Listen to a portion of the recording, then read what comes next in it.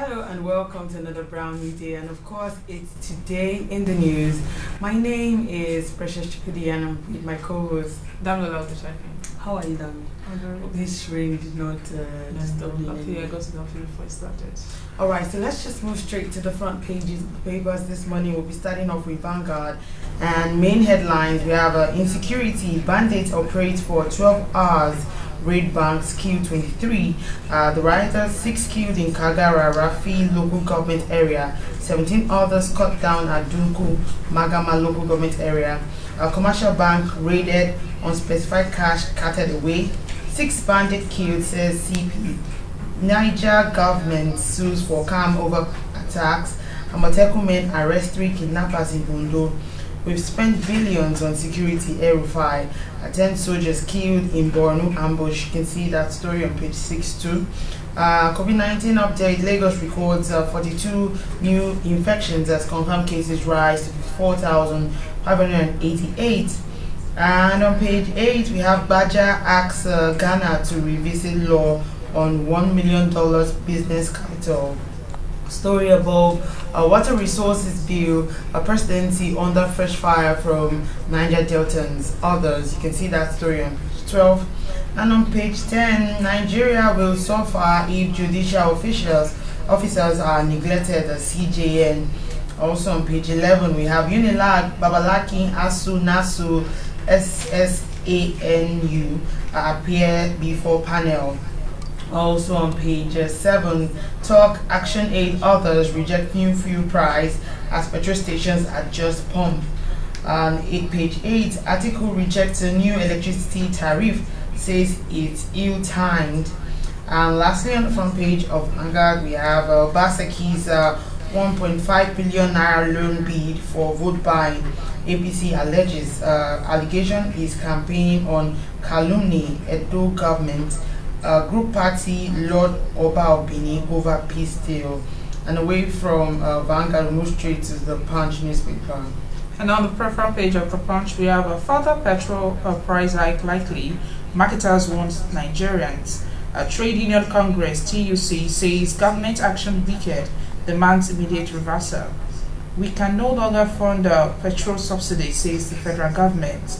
You can see that on page 19.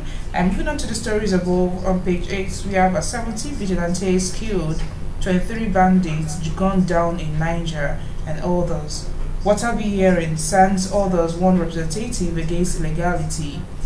Presidential task force approves phased reopening of schools, others risk assessment. And on page 27, we have unions appear as Unilag panel agrees overlacking for 4 hours.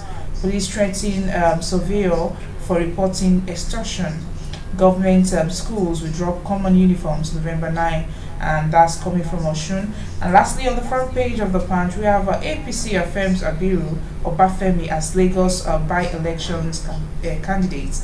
You can see that on page 6. And from the Punch, we move straight to the Nation newspaper. And on the Nation newspaper, we have main headlines. Anger grows as government defends petrol, power rate increase. Marketers force now determines prices, tariff. Senate may reconvene. Also, we have Air France, Lufthansa, others bad. Foreign flights back Saturday. Also, Abiru Ibezim Ebebi wins APC senatorial ticket. Party gears up for by-election. And away from the Nation newspaper, we move straight to This Day newspaper. And this day we have in saving economy, federal government says fuel subsidy gone for good. And Rider explains oil price well determine cost of petrol. Urges Nigerians to embrace alternative to petrol and most resource-backed borrowing plan. You can see that on page 10. Nigerian Ghanaian officials hold talks to end diplomatic sparks. And lastly, on the front page of this day, we have COVID-19. Finally, schools get approval for phased reopening. And that's all we have for you on the front pages this morning. We're going into the newspaper analysis segment. We'll be joined in by our guest in the studio. We'll be right back after this break.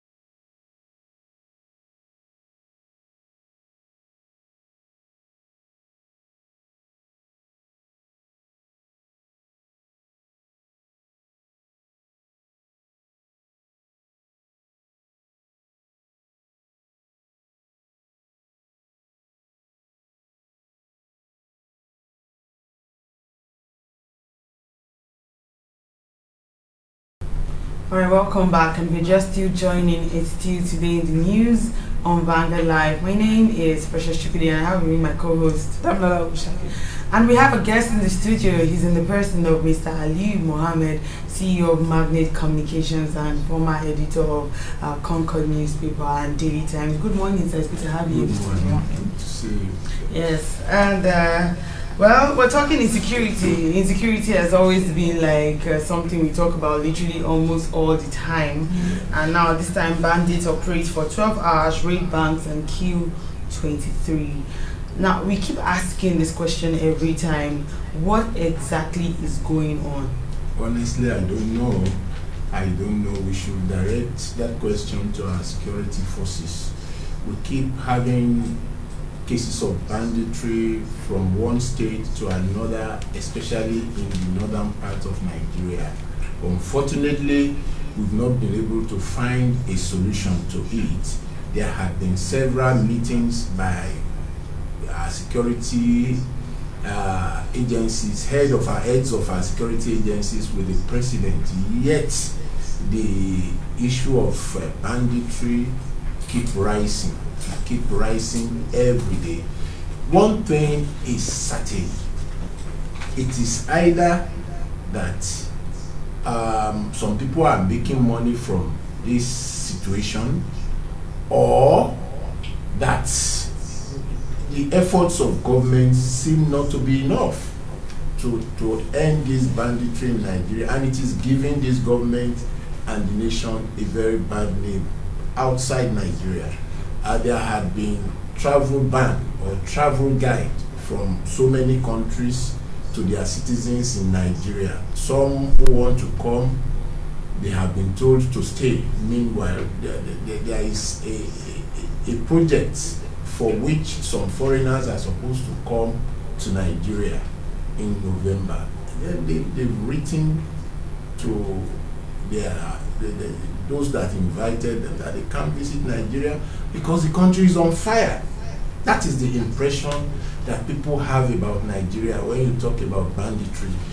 The president asked a question the last time he met with the service chiefs, that where do these people get arms and ammunition from? Nobody has been able to answer that question. We have read in newspapers and watched on television people talking about helicopters coming to drop food, arms and ammunition. We have the Nigerian Civil Aviation Authority, we have the NEMA in the aviation sector, and nobody has been able to track the planes or helicopters that have been coming into this country to give support to bandits in Nigeria. It is disturbing, it is embarrassing. Like I keep saying, the life of every man is sacrosanct, and it must be protected by all the might of the government. It is disturbing that people are being killed like chicken every day. It is disgusting, in fact. And you sit, you wake up and you hear that more than 20, 30 people have been killed in one day. It's a big embarrassment, it's a big minus to the government, and whatever the government can do should be done to stem this ugly situation. It is embarrassing. All right, we've had a whole lot of back and forth with people speaking about how the service chiefs should calm down because they've not seen their effectiveness in the issues of insecurity. And every time we keep saying that it keeps worsening, states that you'll say, okay, we're going to fix this, and the next thing we find out that there's another attack again. Don't you think that with this level of insecurity, then people have the right enough to say that the service chiefs should step down? The issue is not about the service chiefs being sacked. It's the strategy and the approach to fighting this insurgency. That is the issue. If you ask the service chiefs to step down and you still have the same strategy, then they cannot achieve anything. People are of the opinion that because they've been there for a long time, they've used all the resources they have within them to, fight the situation. When in this kind of situation, don't let us deceive ourselves. Nigeria is at war. We are at war, and we have to accept that fact first and foremost. But the thinking in government circle is that a pocket of insurgents That's the way they see it. And so there is no grand plan to attack this situation with all the mights that we have.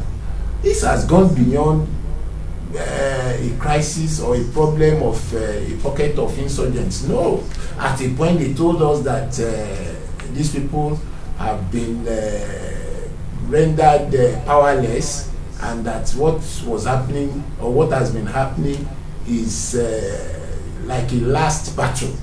But we keep seeing these people coming out every day with more strength, more deadly attacks, to the embarrassment of the government.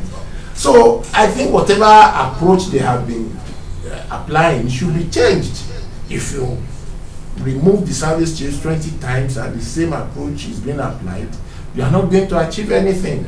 In military tactics, you need good information gathering before you launch any attack. In the process of gathering information, you could be compromised by the people that are gathering that information, who are probably being paid to sabotage whatever information you have gathered. What I see here is that there is a high level of sabotage in information gathering. How will the Boko Haram people know that the federal troops are coming to launch an attack and they will beat a retreat? Somebody must have hinted them. So they should strengthen and tighten their information gathering processes and procedures and ensure that there are no leakages. Because if you want to go and fight somebody and that person has already known that you are coming to launch an attack in the morning, will he wait for you? They will run away. So they must tighten that process and rejig the entire security network, the entire security web involved in the process of trying to neutralize these insurgents. Okay, let's discuss Edo and Ondo. Of course, just few days left now to the Ondo election, and APC has accused Governor Godwin Obaseki of seeking an approval for a 1.5 billion naira loan from the fractional of Edo State House of Assembly for buying votes during the September 19 election poll. What do you have to say about this? Because of course we see different accusations you see, I'm from that state. As much as possible, I want to be neutral here. Is there any proof that he's going to spend that money to buy votes? It is just nothing but mere insinuation. In the situation that we are in Edo State, APC will wake up tomorrow from the wrong side of the bed and raise alarm that Obaseki wants to do this. PDP will wake up from the wrong side of the bed tomorrow and raise false alarm.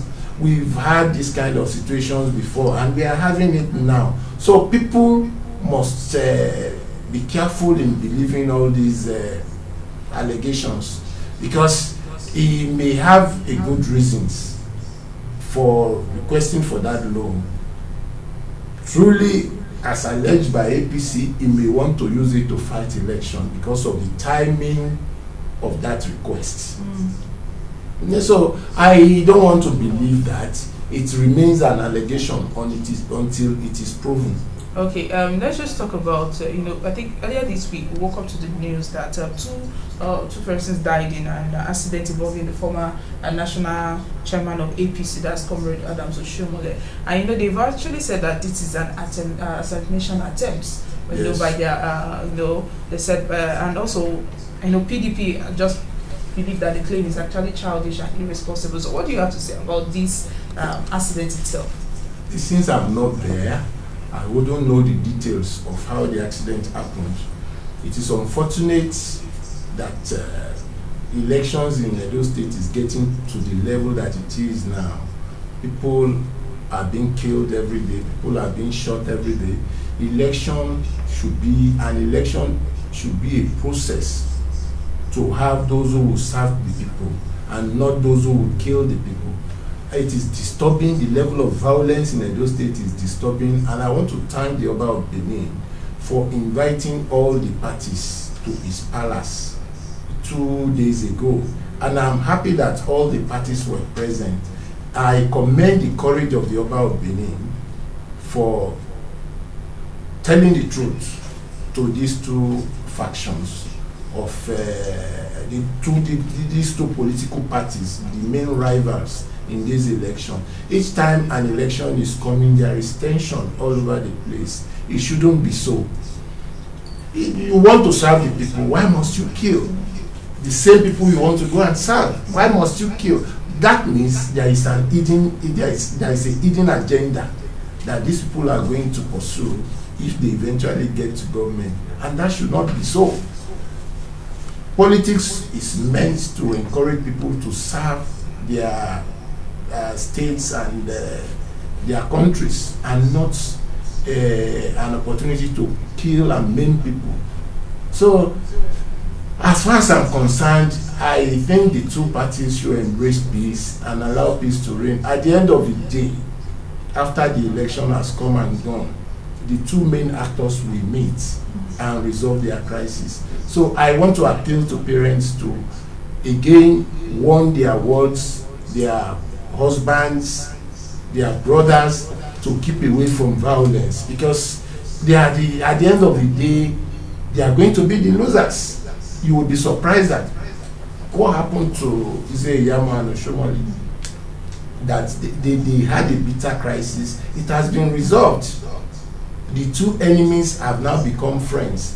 I can bet it that in the next 2 or 3 months after that election, it is possible that Obaseki and Oshomole will resolve this crisis when a lot of lives would have been taken. It is sad. Okay, you mentioned the meeting that was organized by the Oba Obini. So do you actually agree with Oba Obini's advice that they should that the political leaders should relate the former president Goodluck Jonathan when he lost the election to President Muhammadu Buhari in 2015? Yes, Jonathan said the election was not worth human blood, and which is the truth. Why would you kill because you want to have power? It doesn't make sense. Then who do you want to rule over? Who do you want to govern? Dead people or people that are alive? I commend Jonathan because as the sitting president, he had all the forces to have resisted the result of that election. But he decided to allow it to go. That is statesmanly, it is gentlemanly, and posterity will put the name of Jonathan in the good part of Nigerian history. Because as you know, the powers of the Nigerian president are awesome. All he needed to do was for some sycophants to approach him and tell him that he should reject the results that was being announced. And he confirmed that people came to him to say that he sat back and felt that winning an election with a lot of people dead was not what he wanted. And so he made up his mind that he was going to concede the victory to the current president. So it's a commendable act. Elections should not be a do or die affair. You can lose today. If you are the right candidate, you could win tomorrow. The current president contested for the presidency 3 times before he became the president of Nigeria. So it shouldn't be a do or die affair. You are not coming to rule over dead people. The fact that they are struggling to come to government offices by all means shows they have ulterior motives. Probably if anybody is spending close to 3, 4, 5, 10 billion on elections, do you think he will come to the office, he will win that election, and will not first of all get back whatever he has put into that election? But all right, we'll go on a very short break so that you can just hold your thoughts, and then we'll continue later. We'll be right back.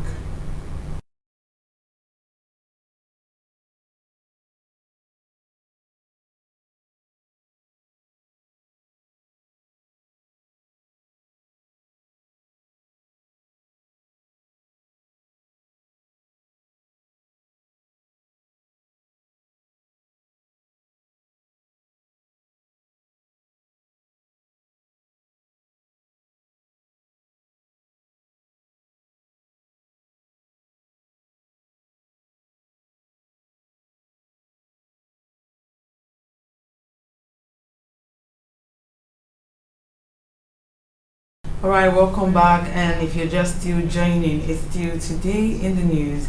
My name is Precious Chukwudi, and have with me my co-host, Damala Bushak. and we have our guest still in the studio, Mr. Ali Mohammed, CEO of Magnet Communications and former editor of Daily Times and Concord Newspaper. Thank you, sir, for still joining us. Thank you once again. Yesterday, something very funny happened, because for a lot of Nigerians, it sounded really funny to hear that, petroleum has increased.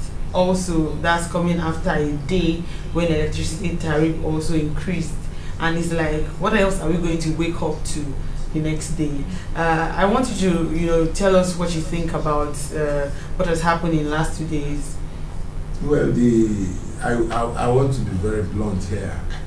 That increase is disgusting. It is ill-timed. Coming at a time that people are just coming out of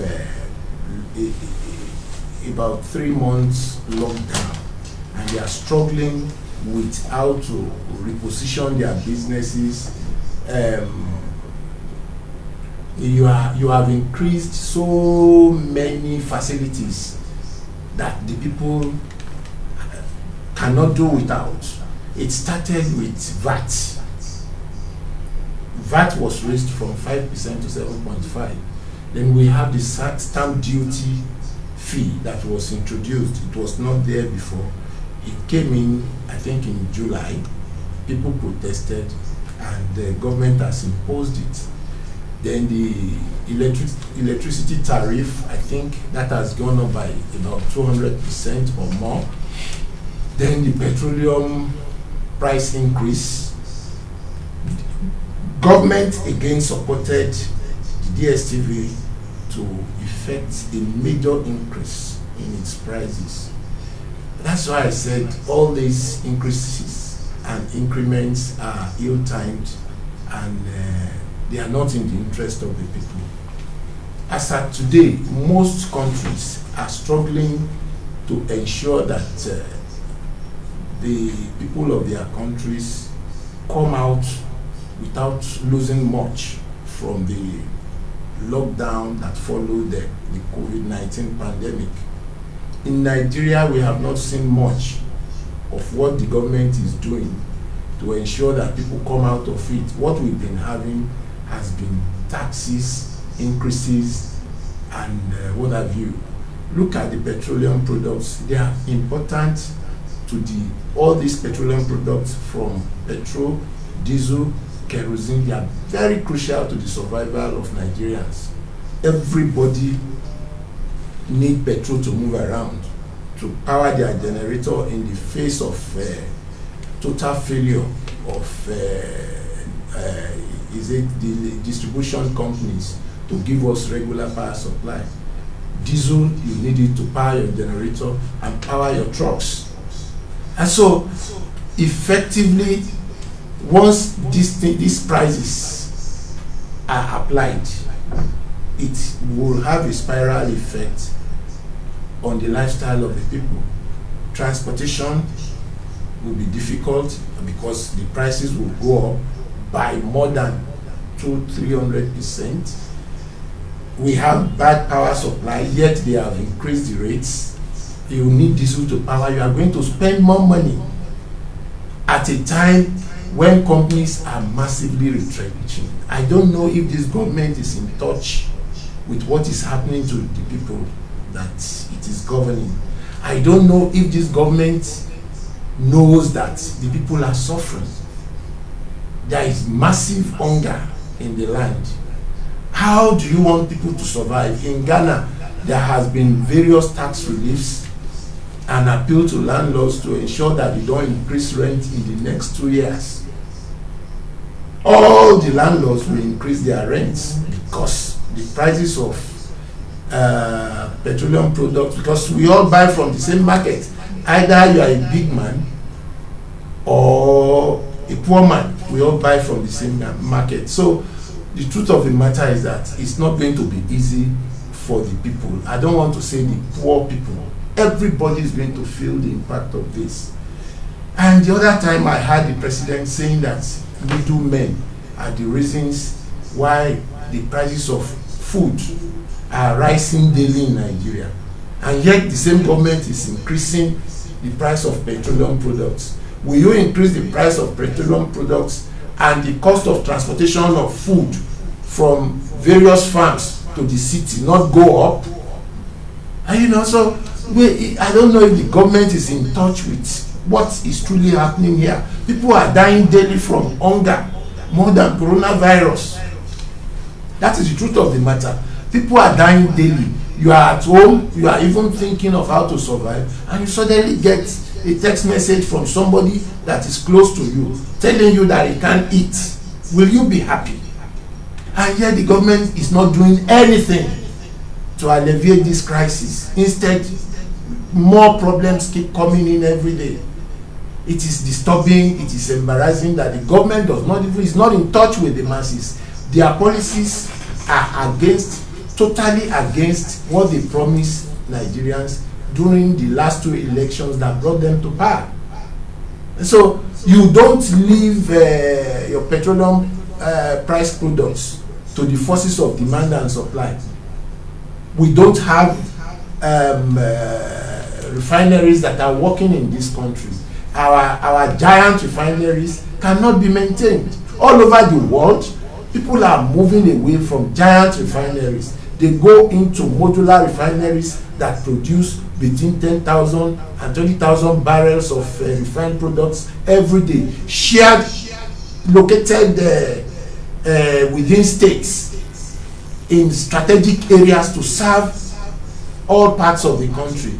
I was in Niger last year. I saw a private refinery owned by Nigeria at the border town between Nigeria and Niger. And I asked question why that man did not put that refinery here. The answers that I got was that the man will not have the freedom to fix the prices of all the products that will come out of that refinery. The truth of the matter is that you don't leave the prices of important products like the petroleum products in the hands of people that will not themselves, they will not dance to the tunes of the forces of demand and supply. We all know that whatever goes up in Nigeria doesn't come down. And the petroleum, IPMAN, the Petroleum Product Distributing Association, have already told us that the price may go up further. That means in the next few months. So that we should expect that a liter of petrol could go for as much as 200 naira. So I think the government should come in here. You don't leave the prices of such important products in the hands of people who are out to only make profit. What is the cost of crude oil as at today? We shouldn't have that kind of high cost of refined petroleum products. The problem we have is that we don't have working refineries. If you give licenses to private organizations to own refineries, then you can leave the prices of your products in the hands of the forces of demand and supply. Because if I own a refinery, the cost of production will determine the price at which I want to sell my products. So licensed private organizations, let them own refineries. By the time you have 10, 20 refineries, you can then deregulate that sector. But you don't have one functional refineries and you rely on the imported refined products, and the current prices of dollar is unstable. A dollar is going to about 500 naira now, and you are leaving the prices of those important products in the hands of private people. That means Nigeria should expect more suffering. Some stakeholders have actually come out to tell the government to, return the petroleum product down to the original price. But then, the Minister of State for Petroleum Resources, Timi Persiwa, has disclosed that the federal government was not currently in any position financially to pay subsidy as a result of COVID pandemic. They are paying subsidy because they didn't do the right thing. Before you deregulate, allow the private refineries to operate. Allow private, that is the solution. You don't deregulate without owning a refinery. Even miscreants in the Niger, some miscreants in the Niger Delta have small refineries where stolen crude oil are refined.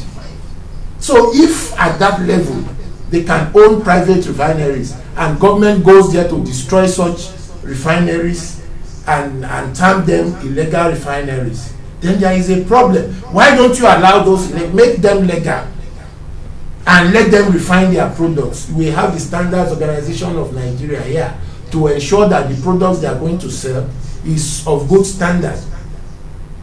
So they've destroyed so many refineries that were constructed by private people that they licensed illegal.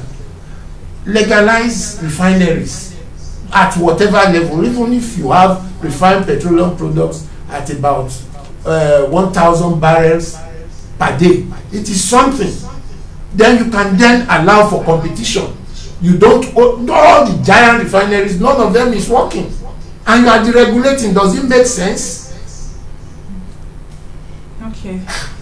So from that, let's just quickly discuss about the water resource bill that recently resurfaced. What do you have to say about that? Because we have a lot of things. From what I learned, they have been told that water resources bill is targeted at ensuring that the government, federal government, becomes the owner of resources within around the riverine areas. The Niger Delta people are going to be worst hit by that. Already, all projection for oil, either online or offshore, are being controlled by the federal government. This bill to me is needless, except there is other ulterior motives that are not known to us. A state government, that aspect of our law is under what they call the exclusive legislative list. That is, exclusive legislative list belongs to or defines the powers of the federal government. Then there is what they call concurrent legislative list, which defines the powers of both the federal government and the state governments. You understand? Yes. That aspect of the Nigerian economy is in the exclusive legislative list, which gives the federal government the right to control all resources that comes out of any part of Nigeria. So why do you need the water resources bill? Why? I don't know. Okay, we have many groups that are actually against this, like the Bandits and all this. Even individuals have talked and are right activists. Now, if this bill is actually allowed to sail through, what are the dangers that it portends to the national unity? I have not seen the bill. I have read a lot about people protesting that it is targeted. That bill is targeted at the Niger Delta people who currently are demanding for resource control, that it will further cede their part of Nigeria to the federal government. Because I don't know what the bill is aimed at. As at today, like I said, the federal government is in charge of dredging and projecting for oil in every part of Nigeria. Not only oil, gold and other mineral resources. So do you really need the water resources bill? I don't know. That is the truth of the matter. I don't know how it came about, but the National Assembly seem to know the details. I don't know what it is aimed at. Because what you are trying to control is already under the control of the federal government. So what else? And nobody is coming out to tell us the advantages of this bill. Nobody has come out to tell us what it is aimed at. That is the sad aspect of this. All right, let's look at what the Chief Justice of Nigeria is saying. That's Justice Tanko Muhammad, and he is saying that Nigeria will suffer grave effects if judicial officers are consistently deprived of requisite infrastructure. What do you think about what he's saying? Well, the man is there, you know, he's wearing the shoe. It feels like everybody seems to be talking about their own at this stage. He's there as a CJN, he's wearing that shoe and he knows where it pinches. The truth of the matter is that for us to enhance the independence of the judiciary, we need to give them all they need. Fortunately, they have removed the budget of the nation's judiciary from, I don't know how they want to allocate funds to the judiciary now. Maybe it goes straight to them once it is approved by the National Assembly. But what I think is that for the judiciary to be free from interference